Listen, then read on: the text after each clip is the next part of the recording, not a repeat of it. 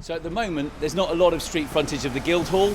Some of the plans are there, and we can try and do them if we get everything squared away, to build the pavement a little bit bigger, to give it a bit more pedestrian access, and of course wheelchair access. There's no wheelchair access at the venue that's very good at the moment, so we're trying to upgrade that.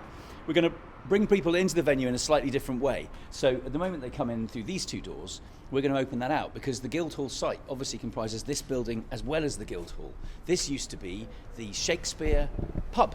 It was called the Shakespeare pub, and it was renamed the Shakespeare pub in the 1760s, which is before David Garrick had a revival in Stratford-upon-Avon of Shakespeare. So it's a very, very early pub called the Shakespeare. We're going to bring people in this way, that's the hope, down this corridor into the back courtyard, which at the moment is being used as a vaccination centre, but obviously in 4 years' time probably won't be, hopefully.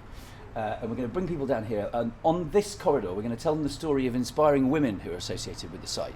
Women are really underrepresented in heritage context, and we want to change that. So we want to tell the stories of the original lady who served the beer and cakes in the 1445 production that went on at the Guildhall Theatre. This is a really, really old theatre, and 1445 is our first recorded performance. And we know the name of the lady that served the beer and the cake, and we know that she was incredibly unusual because she was managed to somehow take apprentices, which at the time was impossible unless you were a free man of the borough. So somehow this lady managed to be a free man of the borough, which was normally only open to men, and take apprentices, and run a pub, and be a very successful businesswoman in her own right. So there's her. We know that in the audience, the main guest star audience member was a lady, and we can talk about her as well, Lady Bardolph. And also we know that King's Lynn used to pay for Lady Bardolph to have a glass of wine every time she came into King's Lynn. So it's quite a nice story that we can tell all about these women from 1445 who are normally so very underrepresented.